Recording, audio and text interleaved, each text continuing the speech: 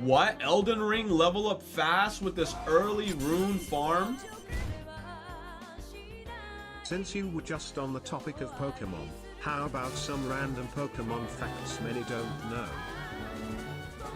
Did you Why know, not? instead of badges, Pokemon trainers almost traveled around collecting belts? Drawing inspiration Belts? from East Asian martial arts, the first gym leader would have given you a white belt and the last gym leader a black. Oh, that would have been so lame. Bryce, official. What happened to your other account? What happened to the other Bryce account? What happened to the other account? Bryce official? Damn. They yoinked your shit. They yoinked your shit. You said badges are better. Yo, thank you for the resub, Bryce. I really appreciate it. Thank you, thank you. I do agree that the belts would have been so trash. The belts would have been so trash. Black belt. Game Freak even considered letting you whip your Pokemon with them, like some sort of lion tamer. In our hunt for Pokemon secrets for this video, we went to great lengths to ensure that these facts would actually be something that, roughly 99% of you had never heard of. And one thing we did was have 100 pages of a Japan-only book translated, which was written by Game Freak developer Akihito Tomisawa, and it's where this first fact comes from. In the book, Tomisawa writes, "The development staff decided humans should have ranks as monster trainers. The initial idea was that as the player's Pokemon reached a certain level of strength, they would earn belts like a martial artist." Recreating their conversation, he recalls them saying, "Not just white belts and black belts like in judo, there should be more colors. Well, if you could receive a belt, what if you could use it as a training whip, like a red whip or a black whip or a yellow whip?" Tomisawa goes on to say that ultimately it was too cruel to make the player whip their Pokemon, so the idea got scrapped. Their relationship with the player should be friendlier, like a pet owner, so eventually it was decided you'd earn badges instead. But even though the belt idea got thrown out, That was a good call because I'm trying to think about it now. I remember as a kid watching Pokemon, I wanted to get gym badges.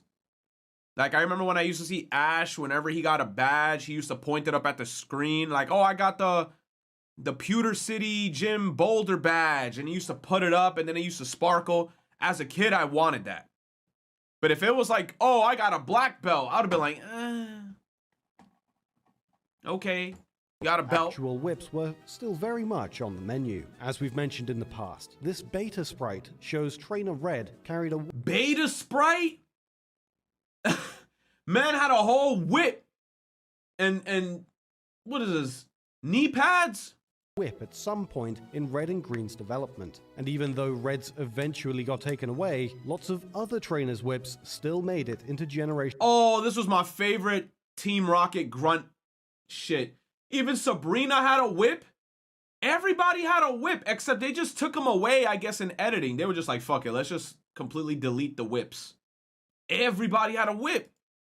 1's final build. Another interesting story we found in our translations was the time Pokemon's creator, Satoshi Tajiri, gave away a copy of Pokemon Red where the player was named Dumbass. In a 1997 issue of Japanese magazine Famimaga 64, he tells the interviewer Yuki, "Recently I've been buying used copies of Pokemon at second-hand stores. It's interesting to see the nicknames people give their Pokemon. The player's name on this red one is a real gem. He named himself Dumbass. Maybe so the game will say, player is a dumbass in the menu." Then, Tajiri whips out copies of Red and Blue that he pasted homemade stickers onto, which if they still exist, are probably worth a fortune nowadays. After joking around with Yuki for a while, he gives her the custom Red cartridge as a gift, then says he'll give away the custom Blue cart and 5 of his autographs in a contest for the magazine's readers. Yuki wants to keep them all to herself, but eventually they agree Tajiri will also give away his copy of Red, where the player is named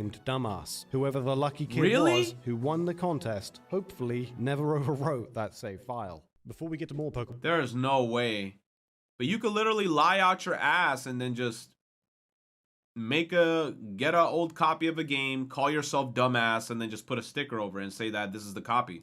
facts. Is there like a form of authenticity? Manscaped.com. Christmas came early for DYKG as we've got the new Performance Package by Manscaped, the world's first men's all-in-one head-to-toe grooming kit. This includes the Lawnmower 4.0 waterproof cordless trimmer with an Let me see. I didn't even realize. VG, thank you for the 5 too. LED Thank you, light and VG Mike. advanced skin-safe I tech, appreciate it'll you. never snag your jingle bells. It also features the Crop Preserver Ball Deodorant and Crop Reviver Ball Toner Spray, and the Weed Whacker Nose and Ear Hair Trimmer, which has 360 rotatory blades and also has skin-safe tech, so your ears and nose are just as safe as your down belows. But Manscaped now has every appendage covered with the new and improved Shears 2.0 Luxury 6-piece stainless steel nail kit. That's kind of to keep nice. your fingers just as trim as your big Jim. And for a limited time, orders come with 2 free gifts, the Shed Travel Bag and the Manscaped Anti-Chafing Boxer Briefs. This set is a great gift for a brother or dad, or you could treat yourself and join over 2 million men worldwide who trust Manscaped to give them the right tools for their family jewels. And get 20% off your Manscaped order plus 2 free gifts. You said I swear and Manscaped free sponsors every international shipping YouTuber? when you use Man, promo code Manscaped must be making a DYKT lot of money. Manscaped.com. And now, It must be making a lot of money. our next fact is about where the idea for fossil Pokemon came from. The answer can be found in a 34-page interview Tajiri did in the Japanese book Pokemon Story, published in the year 2000. It's pretty well known that Tajiri caught bugs as a kid in the You mountains said I and ever forests wonder near if his someone home clipped in their northern balls Japan. trimming all the His town time. modernized rapidly as he grew older, and the nature he'd catch bugs in got paved over and turned into a city, complete with an arcade where he'd often skip school to go play video games. As an adult, he combined those two ideas, catching bugs and video games, in order to make Pokemon. But what you probably haven't heard is the longer version of the story he tells in this book, where he says the construction workers discovered tons of fossils as they were paving over his childhood. Construction came to a total standstill until the fossil situation could be sorted out, and during that time, Where'd the Tajiri rock and his come from? friends made a habit of going to the site to dig up fossils of their own. He goes on to say that he later took a school trip to the Izu Islands south of Tokyo, and that's how he came up with Cinnabar Island. In fact, the entirety of Kanto was based on his own childhood. Even Kanto's size was based on how far he could ride his bike as a kid. He says, "I was able to ride my bike about 10 kilometers from home. The way riding my bike expanded the world around me was part of my inspiration for Pokemon. When you use a train, you feel like you're taking a trip. So for Pokemon, I wanted to keep things more grounded, like how my friends and I would see how far we could ride from home, to create a world that felt real." A little later in the interview, Tajiri says Generation 2's game world was based on how far he could take a train, which is why the region was originally modeled after the whole of Japan. 18 years after this interview, an early build of Gold and Silver leaked online, finally giving fans a chance to see the region Tajiri was talking about, which ultimately got scrapped and replaced with Johto. And check it out, it's Japan turned on its side. And now for more of a light-hearted tidbit, have you ever noticed Unova champion Alder breaks the rules of the Pokemon world by carrying more than 6 Pokeballs? We found an explanation in a 2010 issue of Japanese magazine Nintendo Dream, where Alder's creator, Yusuke Omura, says it's because he never learned how to use a computer. And also, weirdly, Omura had trouble making Alder not look like Jesus. He says, "As I drew Alder, I thought of him as a charming person, but my initial design was far too evangelist-like. He looked like Christ or something. But I couldn't get that image out of my head, so I consulted with Sugimori, who told That's how he looks? Because I've only seen him as a sprite. I've never seen him as a person. me to dial back the evangelist shtick so he'd look like some kind of wanderer. Also, Alder has Pokeballs hanging not only around his neck, but under his cloak as well. That's because he doesn't know how to use a PC, so he's unable to store his Pokemon. Generation 5's art director That's his Ken reason? Sugimori So he carries more than 6 Pokemon because he doesn't know how to use a computer and deposit them? If that ain't the most boomer shit I've ever heard. was in that interview as well, and added, "You're only supposed to be able to carry 6 at a time, so having 7 or more Pokeballs is weird. But he can't use a PC, so he carries them all with him, not just his main team. All his balls are just jangling around. Ooh la la." Our next fact actually comes from that 1997 Famimaga 64 interview we mentioned earlier. One question Yuki asked Tajiri was why Porygon exists. Simply put, Porygon was created to be ironic, as a response to all the people who told him 1996 was too late to make a Game Boy game. Here's how Tajiri explains it. At the time, I didn't see anyone playing Game Boy anymore, and it had lost a lot of its popularity. I was at the barber shop once, and someone asked, "So you're making a game? What kind of game?" When I told them it's for the Game Boy, this guy I didn't even know said, "The Game Boy? You're a bit late on that one." Everyone kept telling me, "Tajiri, you need to start making Polygon games for next generation consoles." But I was designing Pokemon for Game Boy, where it's impossible to use polyagonal 3D graphics. But people kept hounding me about it, so I thought it would be ironic to include a Pokemon called Porygon. Adults notice the irony, but kids don't get it. They just think, "What a cute Pokemon," and play with it. Once they become a little more familiar with computers, they'll realize, oh, that was supposed to be irony. Pokemon has tons of words I didn't that even kids know won't that. understand the meaning of until 10 or 20 years later. If you're one of the fans who's realizing right now that Porygon was meant to be ironic, let us know in the comments. If you didn't realize before this video, that means that Tajiri's 1997 prediction actually came true. And our next piece is about how Pokemon was originally planned as a much smaller game, and Pokemon's producer Shigeru Miyamoto didn't even want it to be an RPG.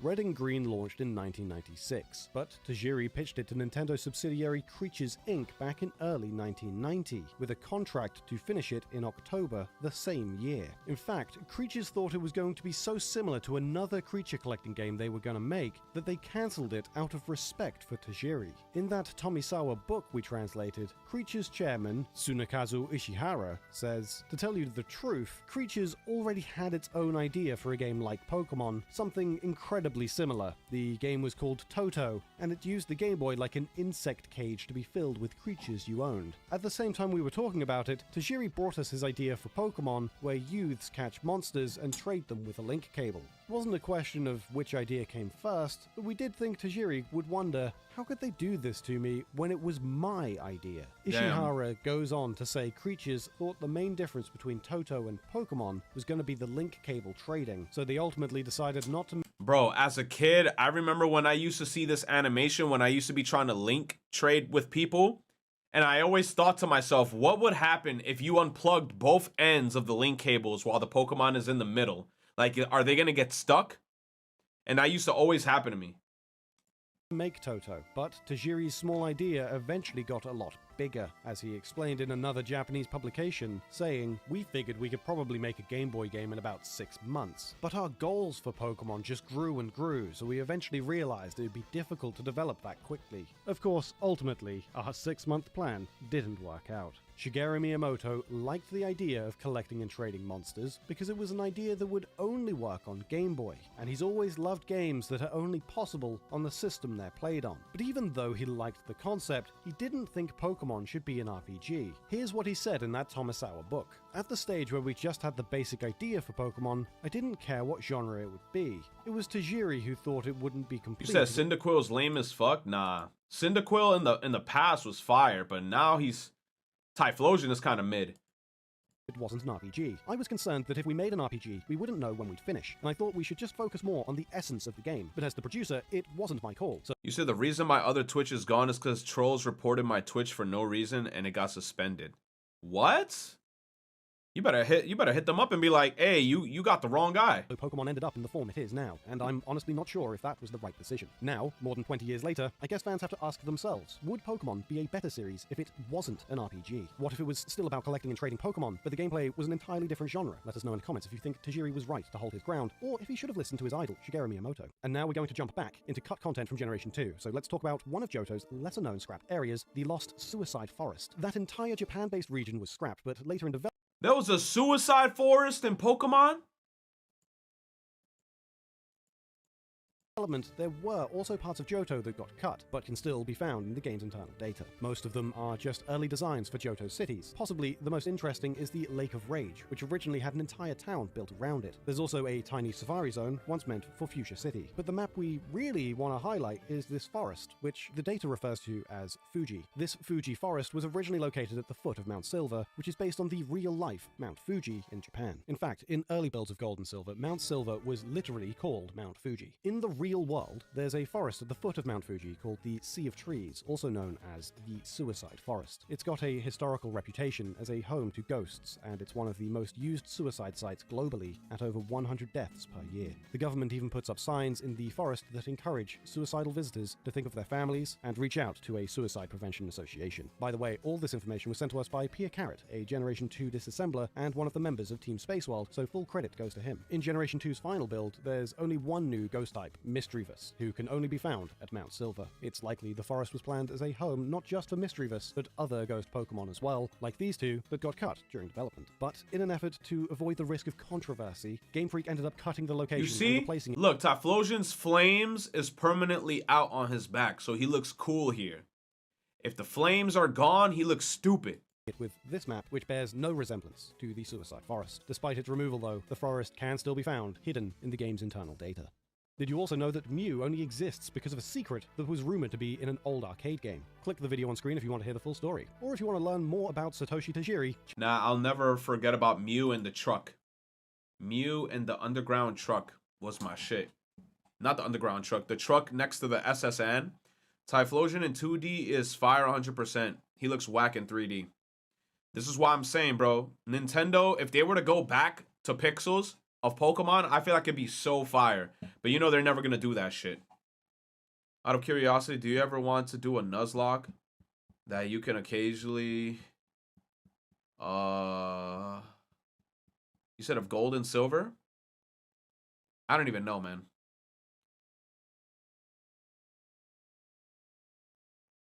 He said, you should basically hate Typhlosion then. He's only like that when he's in battle, which sucks. Because in the old game, in battle or not in battle, the fire was always out. But then in the future, then they changed them and they were like, oh, let's only put his fire out when he's in the middle of battle. Now he looks like a lanky lizard. Most Pokemon look whack in 3D. Yes, they do. Have I ever finished Black and White? Nope. I think I was in Victory Road and I stopped.